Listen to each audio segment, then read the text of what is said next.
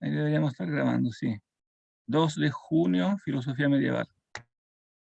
Bien, entonces, Confesiones, libro séptimo, capítulo 12, Eros. Ya, comienzo. También se me dio a entender que son buenas las cosas que se corrompen, las cuales no podrían corromperse si fuesen sumamente buenas, como tampoco lo podrían si no fuesen buenas, porque si fueran sumamente buenas serían incorruptibles, y si no fuesen buenas no habría en ellas que corromperse, porque la corrupción daña y no podría dañar si no disminuyese lo bueno. Luego, o la corrupción no daña lo que no es posible, o, lo que es certísimo, todas las cosas que se corrompen son privadas de algún bien, por donde, si fueren privadas de todo bien, no existirían absolutamente. Luego, si fueren y no pudieren ya corromperse, es que son mejores que antes, porque permanecen ya incorruptibles. Y puede concebirse cosa más monstruosa que decir que las cosas que han perdido todo lo bueno se han hecho mejores. Luego las que fueren privadas de todo bien quedarán reducidas a la nada. Luego, en tanto son buenas, luego cualesquiera que ellas sean, son buenas, y el mal cuyo origen buscaba no es sustancia ninguna, porque si fuera sustancia sería un bien, y esto había de ser sustancia incorruptible, gran bien ciertamente, o sustancia corruptible, la cual, si no fuese buena, no podría corromperse. Así vi yo y me fue manifestado que tú eras el autor de todos los bienes, y que no hay en absoluto sustancia alguna que no haya sido creada por ti. Y porque no hiciste todas las cosas iguales, por eso todas ellas son, porque cada una por sí es buena, y todas juntas muy buenas, porque nuestro Dios hizo todas las cosas buenas en extremo. Bien. Oh, esto es muy importante, ¿eh? Es muy, sí, lo dice en forma muy simple, pero muy importante. Eh, Todas las cosas que se corrompen son buenas, ¿no? Aunque no sumamente buenas. Entonces, el hecho mismo de la corrupción hace posible dividir todo lo real, todo lo sustancial, ¿no? En dos grandes categorías, lo incorruptible y lo corruptible, el ser por sí y el ser por otro, ¿no? El ser en sí y el ser por participación, ¿no? Entonces, de eso se deduce que el mal, bueno, primero que todo, que entonces que hay una correspondencia entre el ser y ser bueno, ¿no? O sea, todo lo que es, en cuanto que es bueno, ¿no? Hay una como correspondencia en el rango, digamos, del significado. O sea, todo lo que es bueno y viceversa, como dirá después la filosofía medieval, hay una convertibilidad. O sea, el ser se convierte con el bien. O también con otra palabra que usarán los autores posteriores, el bien es un trascendental del ser. O sea, es un concepto trascendental que transciende entonces todas las cosas finitas y que se identifica entonces con el concepto de ser. O en otras palabras, es un aspecto del ser, ¿no? Todo lo que en tanto que es bueno. No es el único trascendental del ser, evidentemente hay otros, ¿no? También todo lo que es en cuanto que es verdadero, todo lo que es en cuanto que es bello, ¿no? O sea, hay como estos conceptos generalísimos que cubren el mismo rango del concepto de ser, pero bajo un aspecto. O sea, es un aspecto bajo el cual la mente humana capta el ser. Y por lo tanto, bueno, se deduce de eso que el mal, cuyo origen buscaba, no es una sustancia, ¿no? No es una sustancia, porque si fuera sustancia sería un bien, ¿no? Y entonces no podría ser. Tendría que ser un bien, ya sea incorruptible o corruptible, pero de algún modo tendría que ser un bien. Entonces no puede ser una sustancia. Cuidado con decir, porque algunos comentaristas o algunos manuales dicen a veces que para Agustín entonces el mal no existe, no existe. Eso es falso, es inexacto, ¿no? Porque él no dice para nada que no existe, dice que no es sustancia. No todo lo que existe es sustancia, ¿no? Pueden existir accidentes, como lo enseñaba Aristóteles, ¿no? Entonces, aunque aquí no use la palabra accidente, pero claramente está la idea, ¿no? El mal es un accidente que le pasa a una sustancia. Cuando una sustancia entonces carece de algo que debería tener, ya sea en un nivel físico, hablamos de un mal físico, por ejemplo, si a mí me falta un ojo, claro, el que me falta un ojo es evidentemente un mal, pero porque se supone que tengo que tener dos, ¿no? O sea, se supone evidentemente una definición de la esencia humana por la cual el ser humano suele tener dos ojos, así que por eso mismo si me falta uno se considera un mal, pero esto evidentemente no es una sustancia, es una carencia, es una cosa que falta. Pero lo mismo ocurre en el ámbito ético, ¿no? O sea, si yo en el ámbito ético no tengo el amor ordenado según la escala del ser, entonces tengo una carencia de orden. En definitiva, el mal moral es una carencia de prioridad, es una inversión de prioridades. No puede el amor dirigirse a la nada, o sea, no es que ame una carencia, siempre amo alguna sustancia, ¿no? Pero puedo amar las sustancias de un modo desordenado, ¿no? El mal ético es carencia, pero en el sentido de desorden.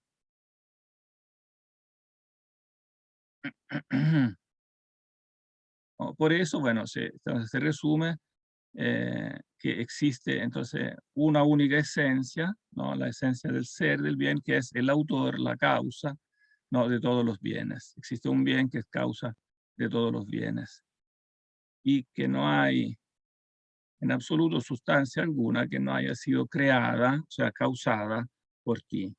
Aunque evidentemente no todas las cosas son iguales, ¿no? Entonces, cada una recibe el ser o el bien en una cierta forma, en una cierta medida, pero el conjunto de todo, ¿no?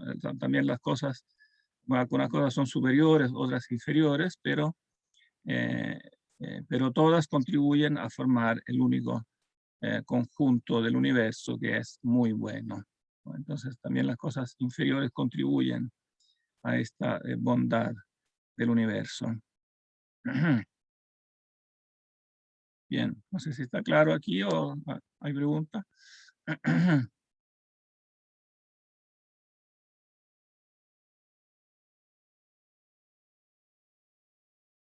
¿Todo claro?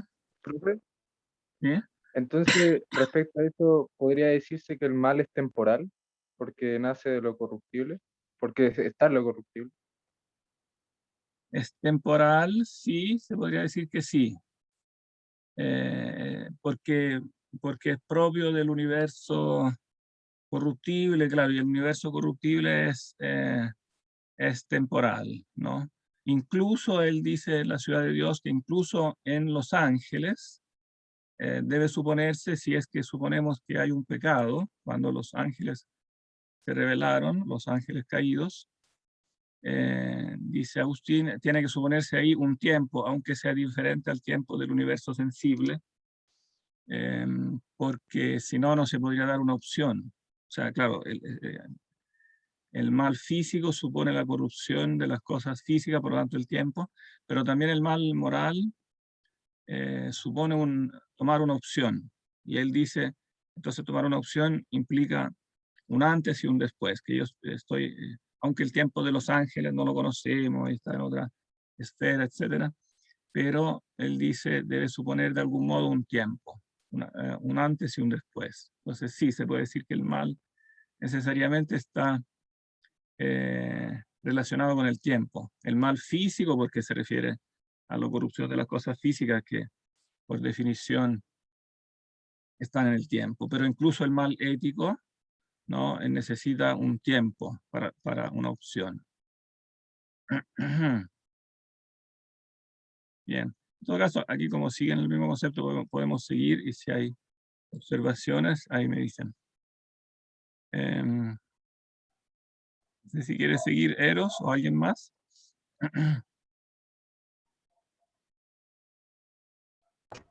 Si no hay problema, o sea, si alguien quiere, eh, cedo la palabra, la lectura. Pero igual puedo hacerlo ahora. Ya, perfecto. Sigue nomás, si no hay... Ya. Dice, y ciertamente para ti, Señor, no existe absolutamente el mal, y no solo para ti, pero ni aún para la universidad de tu creación, porque nada hay de fuera que irrumpa y corrompa el orden que tú le impusiste.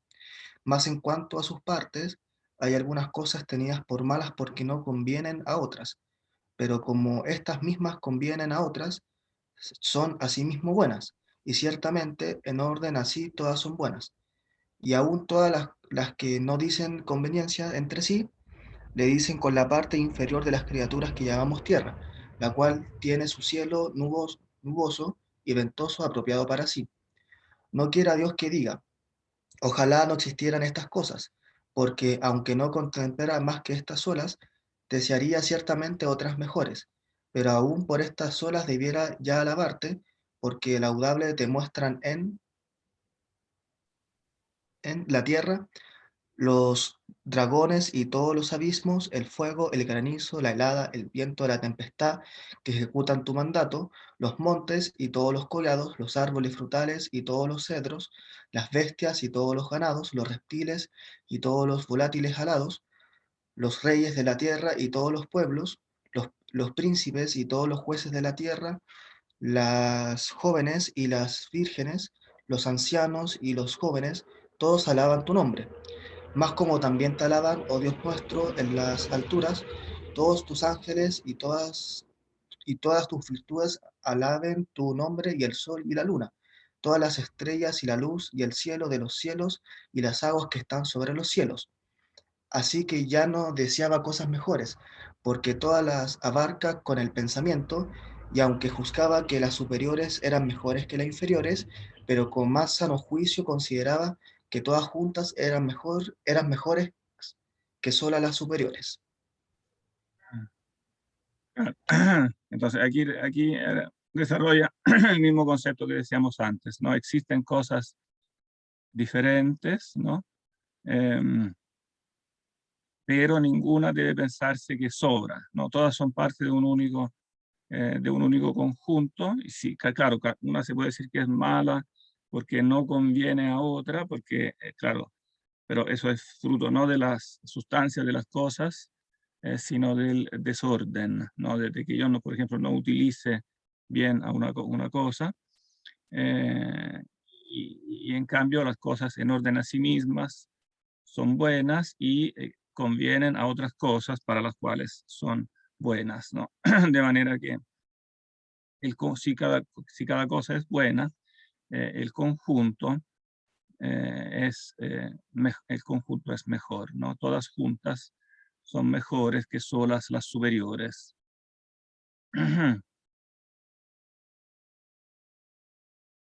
Sigue nomás. Ya. No hay salud para quienes les desagrada algo en tu criatura, como no la había para mí cuando me desagraban muchas de las cosas hechas por ti. Pero porque mi alma no se atrevería a decir que le desplacía a mi Dios. Por eso no quería conocer por tuyo lo que le desagradaba. Y de aquí también que se fuera atrás la opinión de las dos sustancias, en la que no hallaba descanso y dijese cosas extrañas. Mas retornando de aquí, se había hecho para sí un Dios esparcido por los infinitos espacios de todos los lugares, y le tenía por ti y le había colocado en su corazón, haciéndose por segunda vez templo de su ídolo, cosa abominable a tus ojos. Pero después que pusiste fomentos en la cabeza de este ignorante y cerraste mis ojos para que no viese la vanidad, me dejó en paz un poco y se adormeció mi locura, y cuando desperté en ti, te vi de otra manera infinito. Pero esta visión no procedía de la carne. Y bueno, aquí recuerda rápidamente su antiguo error maniqueo, ¿no? Un Dios esparcido por los infinitos espacios de todos los lugares, ¿no? Y le tenía por ti, o sea, lo confundía con Dios y le había colocado en su corazón, etcétera. Pero después te vi de otra manera infinito, ¿no? ¿Qué significa eso? De otra manera infinito. O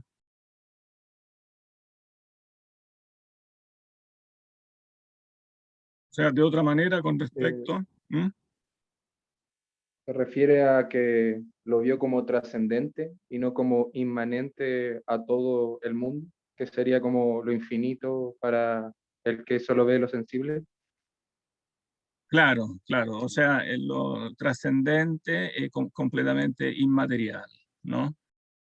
Claro que no, confundía la infinitud con una especie de extensión indefinida, ¿no? Como si Dios fuera algo así como un recipiente, como material, pero sin límites, entonces indefinido en su extensión, ¿no? Em, pero lo material en sí mismo, claro, no puede ser infinito en el sentido estricto de la palabra, ¿no? En el sentido estricto, infinito puede ser solamente algo trascendente, completamente inmaterial, ¿no? Por eso dicen, esta visión no procedía de la carne, ¿no? Es una visión como puramente inteligible, es el ser inteligible que descubre por medio de los platónicos, ¿no?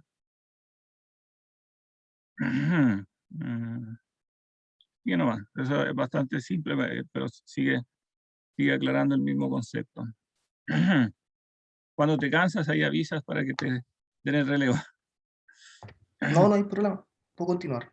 Y miré las otras cosas y vi que te son deudoras, porque son y que en ti están todas las finitas, aunque de diferente modo, no como en un lugar, sino por razón de sostenerlas todas tú, con la mano de la verdad y que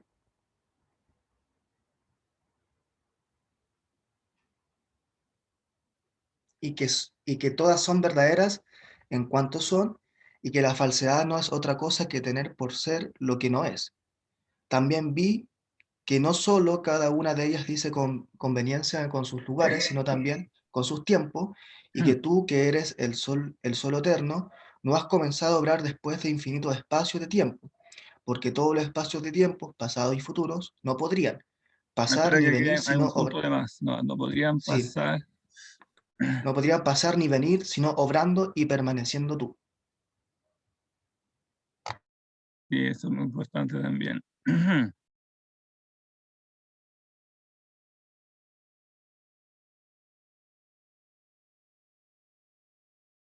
Entonces, sí se puede decir que todas las cosas están en Dios, no en ti, con tal que se aclare que se está hablando metafóricamente. O sea, claro, he estado en un lugar, en ti, pero en realidad no es un lugar, ¿no? O sea, Dios no es un lugar físico. Se dice que están en Dios las cosas porque nuestra capacidad de imaginar, necesitamos de algún modo imaginarnos las cosas, también las cosas no físicas, eh, pero después con el intelecto tenemos que estar conscientes de que en realidad es un lugar puramente inteligible, ¿no? Las cosas están en la verdad de Dios. Claro, él mismo, para que lo imaginemos mejor, después utiliza una imagen física, ¿no? Con la mano de la verdad, ¿no?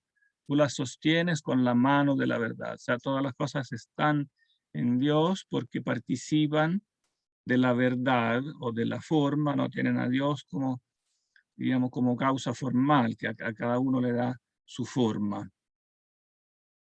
Y por eso se puede decir, aquí tenemos el otro trascendental, ¿no? El concepto de la verdad, todas las cosas son verdaderas en cuanto son, ¿no? En cuanto son, también son verdaderas, ¿no? Entonces la verdad también es otro concepto trascendental o universalísimo digamos que coincide en su infinitud, ¿no? Con el mismo rango infinito del ser. Todo lo que es en cuanto que es verdadero y viceversa, es convertible con el ser, ¿no? Y la falsedad no es otra cosa que tener por ser lo que no es, ¿no? Creer en lo falso. Lo falso es creer que es lo que no es.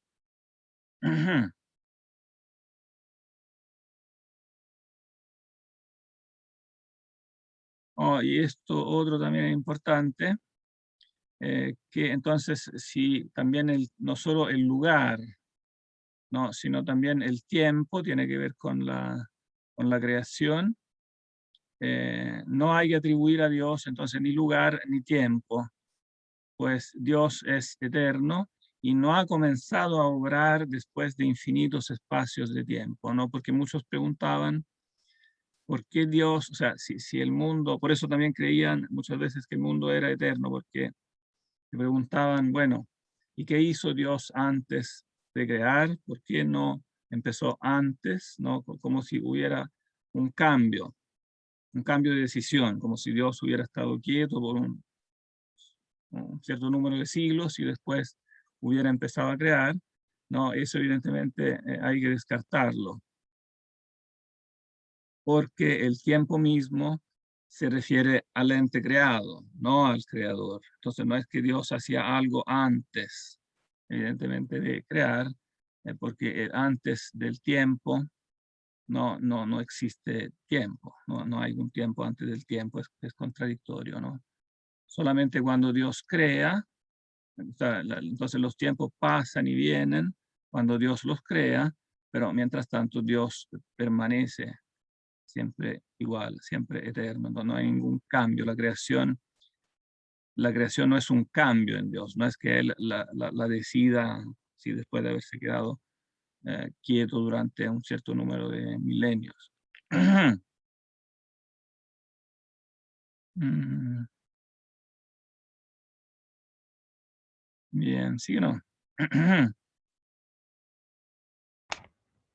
Y conocí por experiencia que no es maravilla sea el paladar enfermo tormento aún el pan, que es grato para el sano, y que a los ojos enfermos sea odiosa la luz, que a los puros es amable. También desagrada a los inicuos tu justicia mucho más que la víbora y el gusano, que tú criaste buenos y aptos para la parte inferior de tu creación, con la cual los mismos inicuos dicen aptitud, y tanto más cuanto más de semejantes son de ti, así como son más aptos para la superior, cuanto te son más semejantes. E indagué qué cosas era la iniquidad, y no hallé que fuera sustancia, sino la perversidad de una voluntad que se aparta de la suma sustancia, que eres tú, oh Dios, y se inclina a las cosas ínfimas y arroja sus intimidades y se hincha por de fuera. Entonces aquí explicita lo que antes no había dicho todavía, o sea, define lo que es el mal ético, no la iniquidad, que no es el mal físico, evidentemente, sino que el mal ético, pero tampoco es sustancia, no es sustancia. Y aquí define lo que es la perversidad de una voluntad que se aparta de la suma sustancia. Eh, Perversidad, ¿no? En el sentido etimológico, significa algo que está como mal dirigido, ¿no? Que se dirige a las cosas ínfimas, o sea, a las cosas inferiores, con preferencia a las superiores, ¿no? Bueno, aquí no lo explica como tan, en otros capítulos lo explica más ampliamente, pero el sentido es ese, ¿no? No es que no hay que entender que no haya que amar a las cosas inferiores, todas las cosas son amables, son buenas, pero con tal que las amemos en el correcto orden. Entonces, si amamos las cosas inferiores más que a las superiores, por lo tanto, en conjunto, si amamos a las cosas creadas más que a Dios, ¿no? Entonces se invierte el orden del amor y por eso nos apartamos, digamos, nuestra voluntad se aparta de la suma sustancia. Y entonces en esto consiste la iniquidad, en una carencia del orden, digamos, del amor.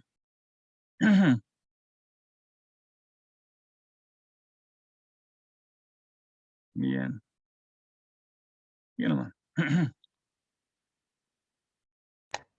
Y me admiraba de que te amara ya a ti, no a un fantasma en tu hogar, pero no me sostenía en el goce de mi Dios, sino que, arrebatado hacia ti por tu hermosura, era luego apartado de ti por mi peso, y me desplumaba sobre estas cosas con gemido, siendo mi peso la costumbre carnal.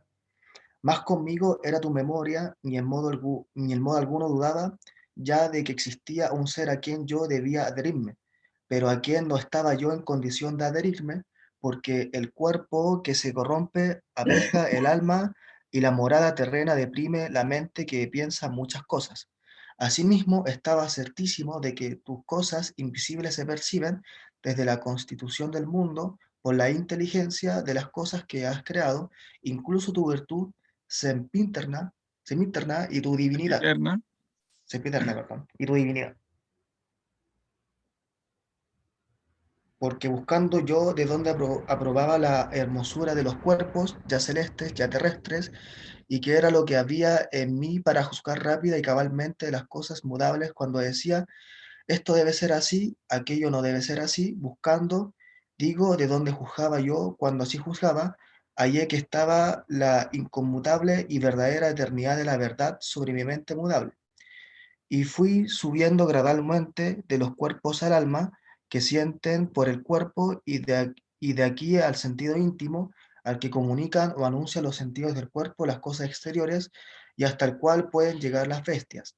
De aquí pasé nuevamente a la potencia raciocinante a la que pertenece juzgar de los datos de los sentidos corporales, la cual, a su vez juzgándose a sí misma mudable, se remontó a la misma inteligencia y apartó el pensamiento de la costumbre y se sustrajo a la multitud de fantasmas contradictorios para ver de qué luz estaba inundada, cuando sin ninguna duda clamaba que lo inconmutable debía ser preferido a lo mudable, y de donde conocía yo lo inconmutable, ya que si no lo conociera algún modo, de ninguno lo antepondría a lo mudable con tanta certeza.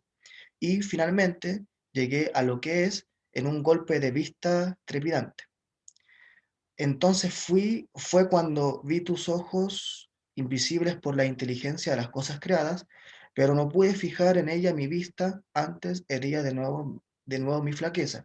Volví a las cosas ordinarias, no llevando conmigo sino un recuerdo amoroso y como apetito de viandas sabrosas que aún no podía comer.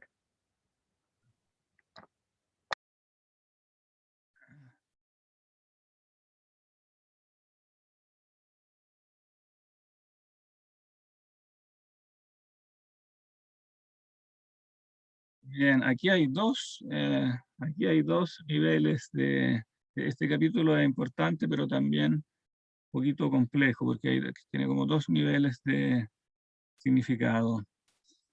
Un nivel es digamos, la teoría del conocimiento natural, ¿no? ¿Cómo conocemos, ¿no? Nosotros somos arrebatados hacia Dios por la hermosura de Dios, pero nosotros no tenemos en un nivel natural un conocimiento directo de Dios, ¿no? Tenemos que partir del conocimiento de las cosas creadas, ¿no?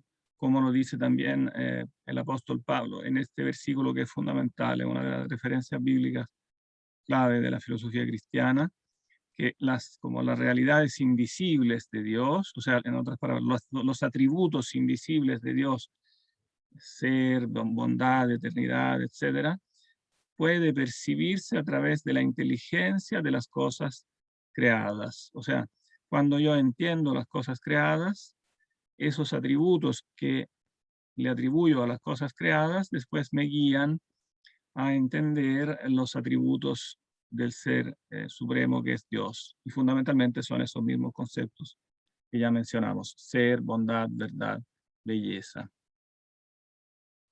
Entonces, eso lo podemos hacer, importante que dice, desde la constitución del mundo, o sea, desde el inicio de la creación, desde que el hombre es creado y que puede tener inteligencia de las cosas que tú has creado, puede hacerlo. En otras palabras, lo puede hacer naturalmente, es parte de la creación. La inteligencia humana natural, ¿no?, es parte de la creación y permite al hombre elevarse, ¿no?, a pensar en un ser superior, ¿no? De ahí que también todos los seres humanos tienen, a pesar de las diferencias de las religiones, ¿no?, pero todos los seres humanos tienen, todas las culturas, ¿no?, tienen esa idea, ¿no?, como de una trascendencia, de algo que está más allá, de una potencia que gobierna las cosas, digamos, más allá de lo visible. Eh, y entonces eso es parte, digamos, del proceso de conocimiento natural.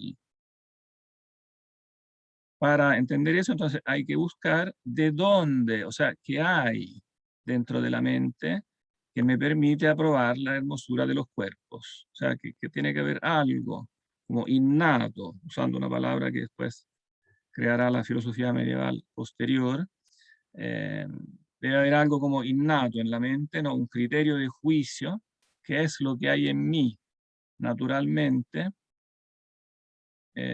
para juzgar rápida y cabalmente de las cosas mudables, cuando decía esto debe ser así, aquello no debe ser así. O sea, nosotros no solo, evidentemente, vemos las cosas como son, sino que las juzgamos. Decimos, esto debe ser así, esto otro no debe ser así.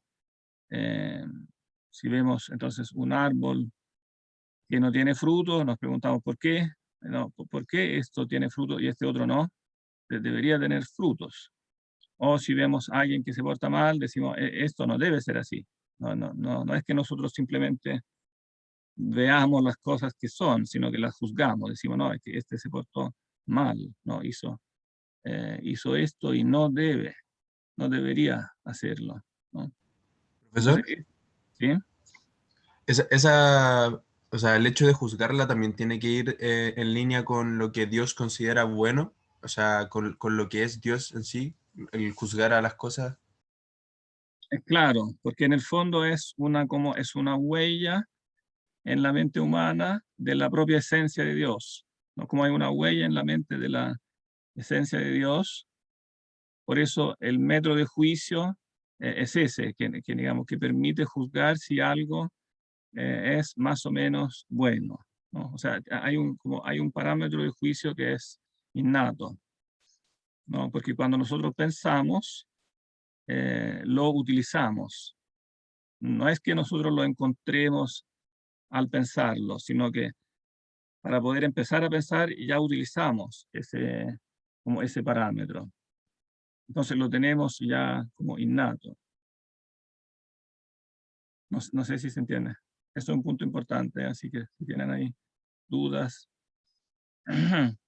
Profe, Ujú. entonces esta habilidad o facultad de juzgar sería como una propiedad como de la inteligencia que forma parte innata como del ser humano y de, Claro, en verdad, como de los seres, pues, como sobre todo pensantes, ¿no?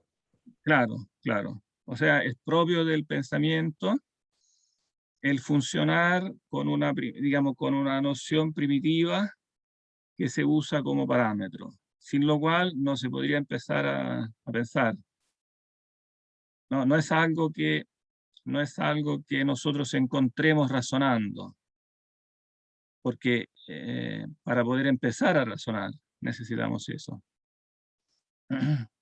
Eh, es lo que, digamos, es un poco lo que dice Platón cuando habla del... seguramente ustedes han leído el Menón, ¿no? Eh, el Sí, esclavo que Sócrates guía, ¿no? Para que demuestre un teorema de geometría, ¿no? la teoría de la reminiscencia, ¿no? Claro, la teoría de la reminiscencia precisamente se basa en esta observación fundamental de la filosofía, es decir, que eh, qué cosa le permite al esclavo en definitiva demostrar el teorema, porque Sócrates solamente le hace preguntas, pero si él responde y responde correctamente, o sea, también puede equivocarse, pero después se puede corregir, ¿no? ¿Por qué puede hacerlo?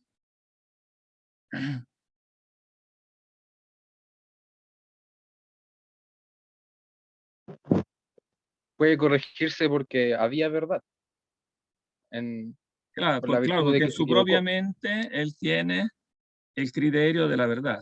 Entonces, si bien se puede equivocar, si bien nos podemos equivocar, pero si alguien nos vuelve a preguntar y nos hace examinar mejor, entonces nos podemos corregir. eh, pero Sócrates insiste, ¿no? En el diálogo, yo no le digo nada, yo solo le pregunto, ¿no? Él, claro, es cierto que lo va guiando, pero también es cierto, algunos dicen que Sócrates hace trampa, ¿no? Porque lo va, pero digamos, el punto no es cuánto lo ayuda, ¿no?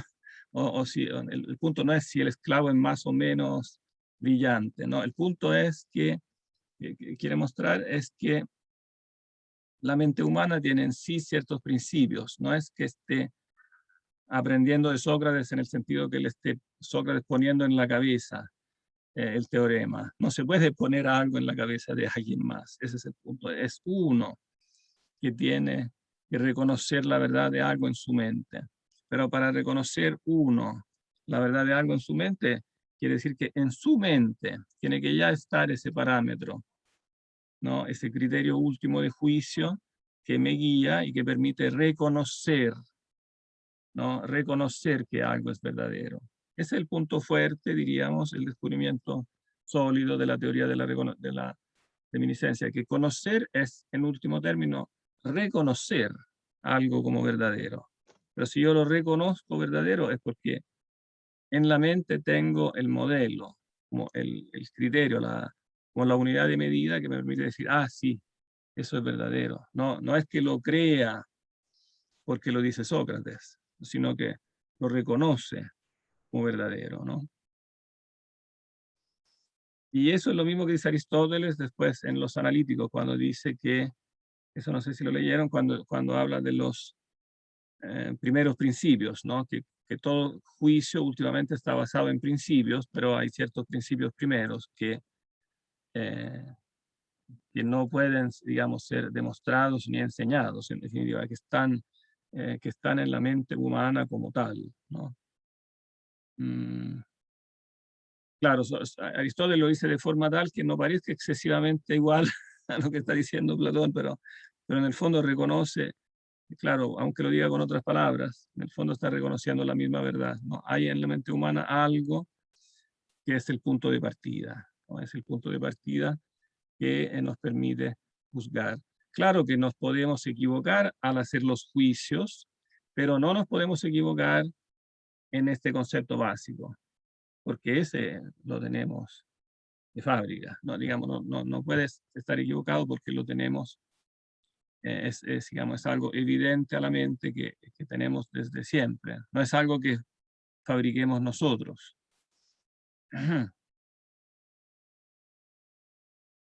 Oh, y por eso es muy importante lo que aquí dice, ¿no? Entonces, tenemos que reconocer, ¿no? Buscando de dónde juzgaba, o sea, cuál es la fuente de eso, cuál es el principio, el origen de eso. No, debo reconocer que estaba entonces la inconmutable, verdadera eternidad de la verdad sobre mi mente mudable. O sea, si ese principio en base al cual juzgamos es inmutable, evidente por sí mismo, mientras que nosotros nos equivocamos, cambiamos, etcétera, entonces es evidente que es algo superior a nosotros, que está por sobre nuestra mente. O sea, la mente es iluminada por este principio, pero este principio es superior, ¿no? Porque pertenece al rango de los seres inconmutables, ¿no? Si bien no es un ser, no es una sustancia tampoco, bueno, esa precisión como tal no está en Agustín, estará en la filosofía posterior, pero la anticipo para que se entienda eso. No, también esta luz, ella no es una sustancia, porque es algo meramente virtual que tenemos en la mente, una noción, es algo nocional, no real, pero sin embargo, aún siendo solo nocional, es algo que pertenece al rango de los seres inmutables, ¿no? Precisamente porque por ser un principio evidente, siempre idéntico a sí mismo, no puede cambiar.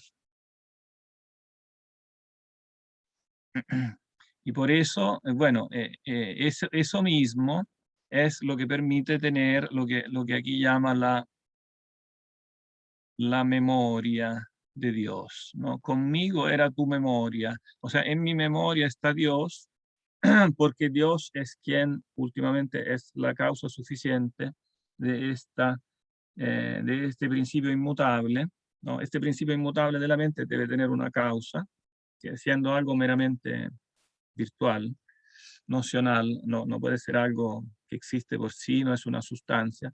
Entonces, en último término, tiene que reenviar a una sustancia que es eterna, y esta sustancia eterna entonces es Dios. Por eso dice que Dios estaba en mi memoria, en el sentido, está como en el trasfondo de mi mente. Él usa esta palabra memoria como en homenaje a la tradición platónica de la famosa reminiscencia, ¿no? Aun cuando evidentemente él descarta la idea de una preexistencia del alma, ¿no? Que el alma preexista al cuerpo y después se encarne, y después se encarna en otro cuerpo, ¿no? Él no cree en eso, pero rescata la parte sólida de la teoría de la reminiscencia, o sea que hay algo en la mente, ¿no? Que nosotros eh, vemos desde otra dimensión, ¿no? O sea que viene a la mente mudable, pero que pertenece a la dimensión de lo inmutable, por una evidencia lógica, ¿no? Hay que distinguir entonces aquí también en Platón, cosa que a veces no se hace, hay que distinguir en Platón la parte como mítica de la parte lógica. O sea, Platón a veces agrega cosas que no son propiamente de demostración racional, pero son, diríamos, un contorno a intuiciones que sí tienen un núcleo duro, sólido. La teoría de la reminiscencia tiene un núcleo duro, lógico, ¿no? Que es esta necesaria presencia en la mente de los principios racionales. Si bien después le agrega, claro, imágenes poéticas, míticas, ¿no? Y uno cree que entonces todo lo que narra Platón es como así un cuento, así una cosa poética, pero no. Claro, ese es el contorno con el cual Platón también pensaba hacerlo más, como también más agradable, más evidente, etcétera, pero no hay que confundir los dos planos.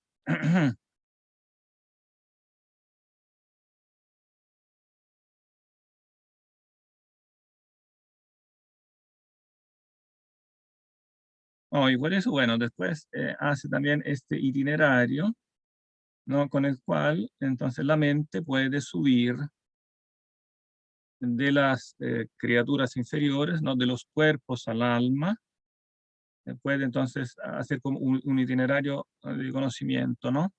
Fui subiendo evidentemente con el conocimiento, de los cuerpos al alma, o sea, me di cuenta que tengo una percepción de los cuerpos, pero que esta percepción de los cuerpos es posible gracias al alma, que siente por medio del cuerpo, ¿no? Oh, y de aquí a un sentido íntimo, una especie de sentimiento que tienen también los animales con los cuales como unifican. Es lo que los filósofos antiguos llaman a veces sentido íntimo, a veces sentido común. Común porque unifica los diferentes mensajes que vienen de los 5 sentidos. Por ejemplo, también un animal puede ver, claro, puede ver, por ejemplo, un cordero, puede ver un lobo, también puede olerlo, etcétera, pero después todo eso lo resume en una única como imagen mental que unifica todos los mensajes que vienen de los sentidos y por eso también tiene una idea unitaria del lobo, y cuando ve el lobo se asusta, por ejemplo, escapa. Entonces hay como una forma de conocimiento, si bien todavía no propiamente humano, no propiamente racional, pero algo que se le va acercando, como una unificación que hace también la mente de los animales, ¿no? Este sentido íntimo o sentido común. Y después descubre evidentemente la potencia raciocinante, o sea, la razón propiamente tal, humana, que juzga los datos de los sentidos corporales y sí dice que, claro, esto puede ser así, debe ser así, no debe ser así, etcétera. Y después también se juzga a sí misma, porque como ella está juzgando, no en base a sí misma, sino que está juzgando en base a los principios racionales que son superiores a ella misma, entonces también ella se puede juzgar a sí misma. Y cuando se juzga a sí misma se encuentra mudable, ¿no? Entonces, por eso ella puede saber que no es ella como el sumo ser, no es ella Dios, ¿no? Sino que al juzgarse mudable, sabe que lo está haciendo en base a un principio inmutable. Y bueno, aquí inteligencia es una palabra técnica, se remontó a la misma inteligencia, que no es lo mismo que la potencia raciocinante, ¿eh? La potencia raciocinante es la razón, el razonamiento humano. Pero en cambio la inteligencia es la percepción de los principios. Es propiamente imaginémonos, la parte superior de la mente. Evidentemente no hay partes, ¿no? Es una manera metafórica de hablar, pero es como esa capacidad de la mente de estar en contacto con los primeros principios. Es una traducción de lo que los griegos llamaban el nous. ¿No? El logos, ¿no? es como el razonamiento. Pero por sobre el logos, que posibilita el logos, está el nous, o sea, la percepción de los principios. Bueno, es el vocabulario que ya usan Aristóteles, que usa. El nous ya en Aristóteles es eso, la percepción de los principios. Y después en los neoplatónicos. Y entonces ahí, bueno, ahí es donde ve, entonces, de dónde procede. O sea, hay algo, un principio, ¿no? Que metafóricamente se llama luz, ¿no? Es una luz que inunda la mente y que le permite entonces a la mente humana conocer el nivel del ser inmutable, ¿no? Y poder entonces afirmar que lo inmutable debe ser preferido a lo mutable, evidentemente, porque lo inmutable es superior porque tiene el ser por sí, ¿no? No puede cambiar, por eso significa que tiene el ser por sí, y entonces nos permite sentar las bases del mapa como ontológico de las dos grandes dos grandes niveles del ser, ¿no? Ven como todo parte de la teoría del conocimiento, ¿no? De ver de dónde, ¿no? Últimamente esa partición ontológica, ¿no? Parte de la teoría del conocimiento, ¿no? Ver cómo juzgamos las cosas, de cómo finalmente nos juzgamos a nosotros mismos, de cómo tenemos contacto con esa realidad inconmutable de los principios, y por lo tanto, de que existe un nivel del ser como superior al ser corruptible.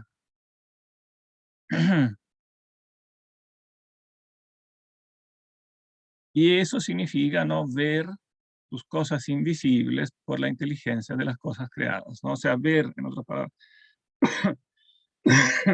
tus atributos, o sea, los atributos de Dios invisibles, saber que existe una sustancia eterna, buena, etcétera, a través de la inteligencia de las cosas creadas, o sea, a través de esos mismos conceptos que yo apliqué a las cosas creadas cuando digo que son buenas, que son verdaderas, que son bellas, etc. Y entonces después me remonto a lo que es ser en sí, lo que es bien en sí, etc., ¿no? O sea, de los conceptos que son puramente emocionales, no sustancias en la mente, pero me remonto a la existencia de una sustancia real, eterna, etc., ¿no? Pero aquí también en el final de este capítulo también se incluye una experiencia que es un poco, diríamos, mística. O sea, como que él se siente atraído, o sea, al tener este concepto de Dios, de algún modo, tiene también una experiencia de acercamiento real, ¿no? Y por eso no puede fijar en eso la vista, o sea, como que algo que encandila, ¿no? Cuando se vuelve de la contemplación de algo puramente nocional a algo real, acercarse a Dios, de pronto puede como encandilar, ¿no? Y por eso dice, volví de nuevo abajo, como que lo vi por un momento, como que estaba hablando de algo como momentáneo, ¿no? Que pasó en un momento, ¿no? Pero después volví a las cosas ordinarias, no pude fijar en ellas mi vista. Herida de nuevo mi flaqueza, volví, pero llevé un recuerdo, no hay como un apetito. ¿No? O sea, es como si Dios le hace como, se muestra como muy rápidamente, ¿no? Pero es importante distinguir entonces el aspecto que es puramente natural, racional de eso, del aspecto que es como de experiencia mística que él puede tener en un determinado momento, que es momentánea, pero que después deja un recuerdo amoroso y un apetito de algo que no podría venir de una pura noción, sino que eso viene de una experiencia, ¿no? La experiencia mística que también es fuerte en Agustín. Pero insisto en que, si bien la experiencia mística es muy importante, no hay que confundirla con la parte racional. Son dos niveles diferentes, aun cuando en la experiencia pueden a veces ir de la mano, etcétera, pero son dos niveles conceptuales que hay que distinguir: el nivel como nocional del nivel como de la experiencia. Profe, ¿Sí? esto último que mencionó al respecto de las experiencias místicas, usted se refiere a lo que menciona Agustín de las cosas invisibles que él logró ver a través de la inteligencia, ¿no? Es claro, aquí hay como un doble sentido de este vi. O sea, en este vi, aquí ahora él está también incluyendo un significado como místico, porque, como dice después, no pude fijar en ella mi vista, fue una cosa momentánea, ¿no? No es simplemente la conclusión de un razonamiento, como parecía hasta el momento, ¿no? Cuando dice, conocía lo incomodable, lo prefería lo mudable, todo eso es puro razonamiento, ¿no? Pero en un momento dado se le produce también una experiencia mística, como cuando, ya lo he mencionado en algunos capítulos antes, bueno, aquí lo dice claramente también, llegué a lo que es en un golpe de vista. O sea, este golpe de vista claramente indica algo momentáneo, es propio de la experiencia mística, ¿no? O sea, que es algo distinto al puro razonamiento, es algo que en cierto modo confirma con la experiencia también el razonamiento, ¿no? Pero es algo momentáneo, como si en un momento dado percibiera realmente una chispa de lo que, digamos, del ser en sí, de lo que es, ¿no? De la potencia, pero que no se puede manifestar esta vida mortal de un modo continuativo, porque si no, la vida mortal terminaría, digamos, y uno pasaría a la otra vida, digamos, a la otra dimensión, ¿no? Pero sí puede darse, ¿no? En un momento muy puntual, ¿no? Como una especie de pequeña ventana, pequeña chispa a percibir lo que es, porque evidentemente una cosa es definirlo con una fórmula filosófica lo que es, otra cosa muy distinta es percibirlo con la experiencia, ¿no? Bueno, esta distinción ya está en Platón, ¿eh? No es una novedad tampoco, ¿no? Ya en Platón, eh, leer la carta séptima, y creo que alguna vez ya les aconsejé, que es como un poco autobiográfica. Platón habla un poco de lo mismo, como de cuando narra que cuando él fue a Siracusa, el tirano de Siracusa, que él tenía la ilusión que el tirano de Siracusa pudiera llevar a cabo la república perfecta, ¿no? Que no se lograba hacer en Atenas, etc. Bueno, el tirano de Siracusa estaba tan entusiasmado con la filosofía de Platón que le dijo, bueno, pero tu filosofía está un poco desordenada, ¿por qué no la explicas mejor en un manual, o en un tratado sistemático, ¿no? Y no solamente en estos diálogos que son muy interesantes, pero después nunca se sabe, ¿no? Al final no tienen nunca una conclusión, etcétera, ¿no? Y entonces Platón le rebatió, bueno, que en realidad eso él no lo quería hacer porque la idea del manual podía generar como el equívoco que entonces la filosofía fuera como igual que como cualquier otra ciencia, que uno puede encerrarla en un manual y uno tiene todo ahí y está contento con eso, ¿no? En cambio, dice él, hay algo, el filósofo es alguien que tiene algo que de pronto se le manifiesta a la mente como de este modo, y digamos, y eso es como lo esencial, ¿no? Más que escribir tantas cosas. Claro, uno puede escribir, ¿no? Él escribió, pero no pensando que eso sea lo esencial, ¿no? Sino que es como una experiencia últimamente, ¿no? La experiencia de lo divino, que es algo que viene súbitamente, dice. La palabra que uso después pasó a ser también como técnica de la mística de los platónicos también. El adverbio griego es exaifnes. No, exaifnes.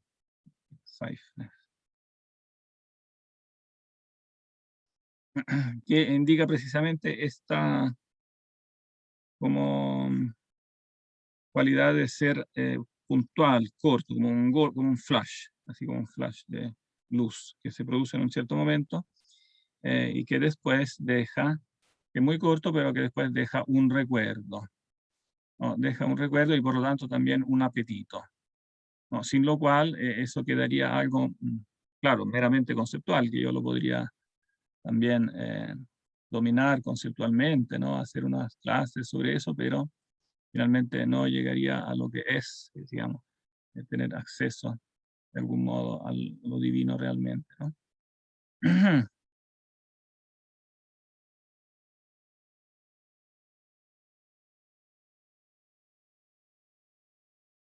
Bien, yo pensé que íbamos a terminar, pero todavía tenemos unos minutos. Digamos nomás, porque todas estas páginas son muy importantes. No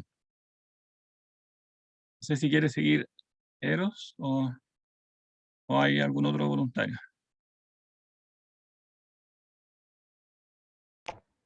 No tengo problemas en continuar. Bien, explotamos. Y buscaba yo el medio de adquirir la fortaleza que me hiciese idóneo para gozarte.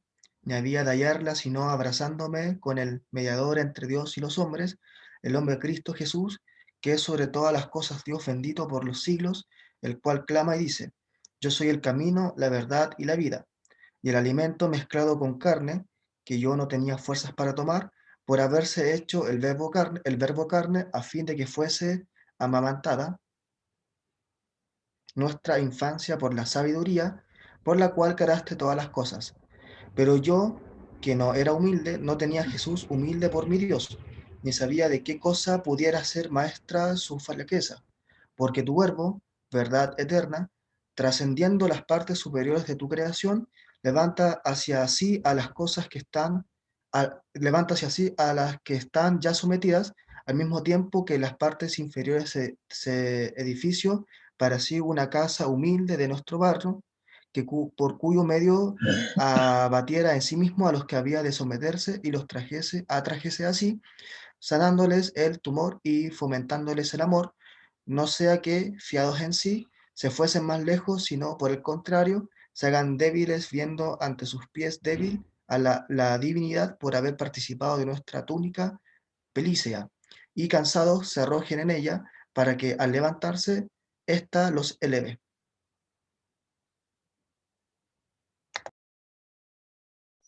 Y entonces, bueno, aquí lo que está diciendo es que entonces, eh, para levantarse realmente a la divinidad, entonces tiene que haber un medio, ¿no? Tiene que haber algo que le permite entonces al ser humano adquirir esa fortaleza que le hiciese idóneo para gozarte. O sea, se necesita un mediador, ¿no? Y este mediador será evidentemente el verbo encarnado. La palabra mediador también es bíblica, es de apóstol Pablo. O sea, se necesita entonces alguien que sea no solo la verdad y la vida, sino al mismo tiempo sea el camino, ¿no? Porque él dirá, bueno, que los platónicos sí me habían hablado correctamente de la verdad y de la vida, que en Dios había verdad y vida, pero no conocían realmente el camino, ¿no? Y el camino tenía también esta dimensión como un poco inesperada, que es evidentemente la humildad, ¿no? O sea, se necesita, se necesita algo que no habían previsto los filósofos, ¿no? Eso que el mismo verbo es humilde, ¿no? La humildad del verbo consiste evidentemente en que él se edifica para sí una casa humilde, ¿no? Tu verbo, que es verdad eterna, ¿no? Que los platónicos decían, no tiene sentido esto de la encarnación, porque el verbo, digamos, que es Dios, debería encarnarse. En cambio, él va descubriendo que ahí precisamente está el secreto, ¿no? O sea, que él se edificó para sí una casa humilde de nuestro barro, ¿no? La encarnación, la casa sería la humanidad, el cuerpo, la humanidad, que es aquello que permite, digamos, a Dios rescatar, ¿no? Al género humano, el participar de nuestra túnica pelícea, o sea, de nuestro cuerpo, en definitiva, ¿no? La túnica pelícea es una expresión, la túnica de piel, es una expresión que saca del Génesis, cuando Adán y Eva salen del paraíso, ¿no? Y se hacen unos abrigos de pieles, la interpretación alegórica ya de los alejandrinos, de los griegos en general, identificaba esta túnica pelícea, estos hábitos de piel con la corporeidad del hombre caído, o sea, el estado del hombre, ¿no? Pero no en su dimensión original, sino que en la dimensión decaída, ¿no? Que es posterior al pecado. Entonces, claro, un cuerpo sometido a la corrupción, a la enfermedad, a la muerte, etc. Pero precisamente asumiendo eso, ¿no? Identificándose con eso, el verbo logra hacer de mediador, ¿no? O sea, eh, elevar el género humano, sanándoles el tumor y fomentándoles el amor. Él siempre, como buen profesor de retórica, no ama estos juegos de palabras, ¿no? Pero que son siempre muy eficaces, ¿no? Les sana el tumor se refiere, tumor significa la hinchazón, la hinchazón significa básicamente la soberbia. Está sanándole, el verbo da como primero que todo, ejemplo de humildad, Él que es Dios, ¿no? Al venir a habitar como en nuestra condición así de debilidad, dolor, etc. Y eso entonces es lo que fomenta el amor, ¿no? Que muestra como el amor por el género humano, que digamos, que permite finalmente rescatarlo.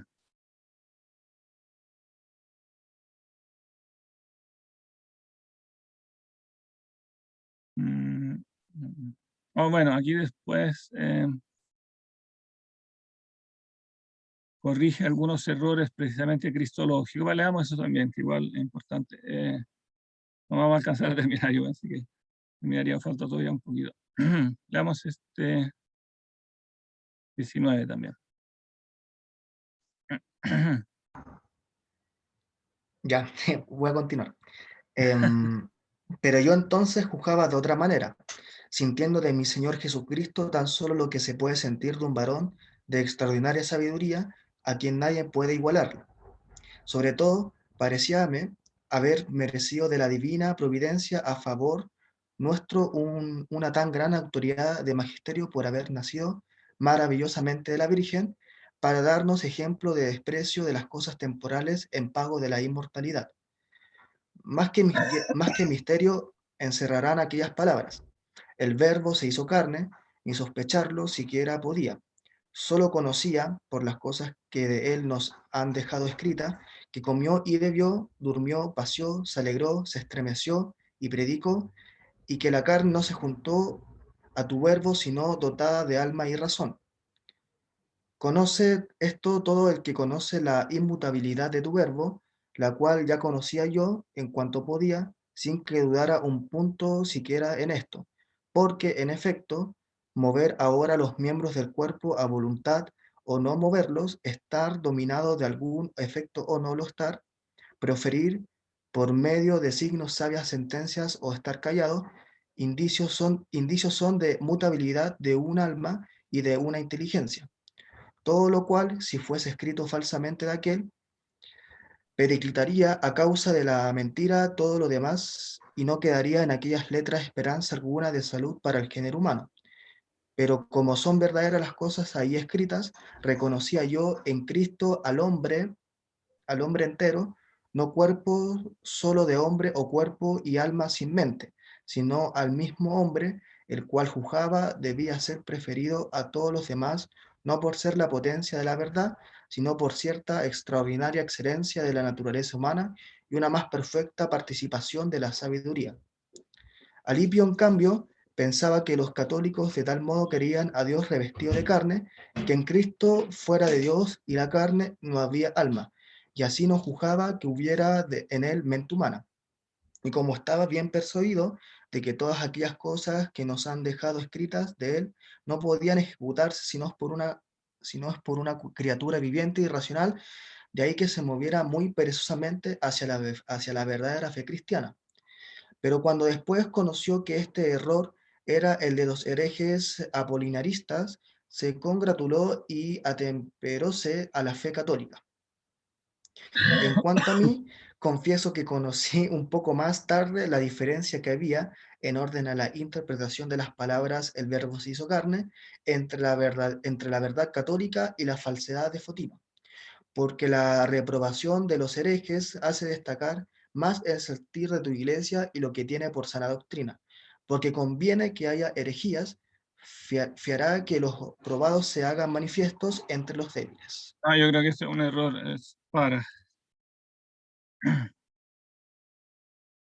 Conviene que haya herejías para que los probados sean manifiestos. Sí, bueno, aquí habla de la herejía apolinarista.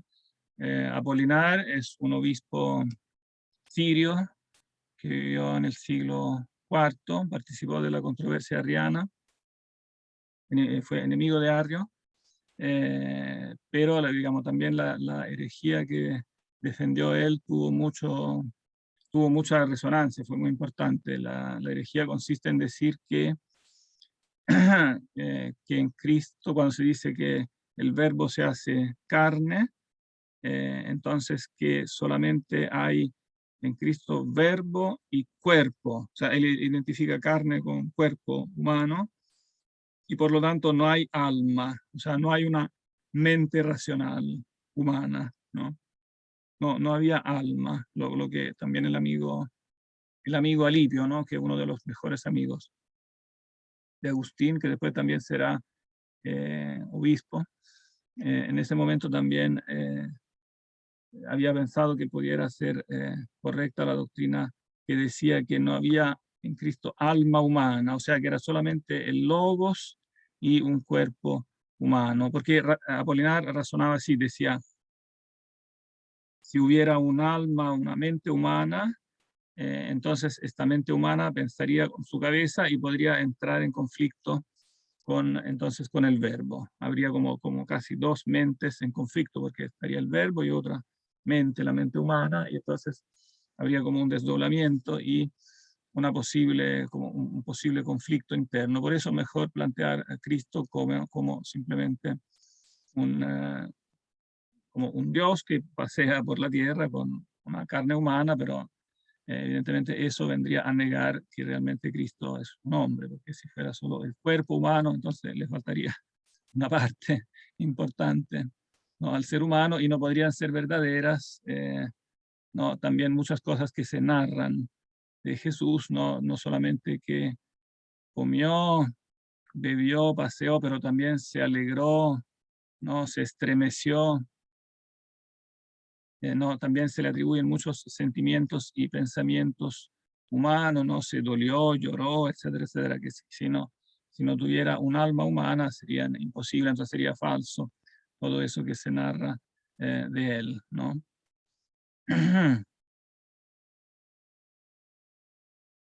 Evidentemente esta es un debate muy importante que después, incluso después de la condena de Apolinar, que fue condenado por el concilio de Constantinopla de 380, pero aún después de la condena de Apolinar, las ideas de Apolinar siguieron vigentes por varios siglos y serán la base de lo que después históricamente se conocerá como el monofisismo. Voy a anotarlo acá en el chat. Lo que se conocerá como la doctrina monofisita. De monon y physis, o sea, una sola naturaleza. La fórmula de Apolinar es una sola naturaleza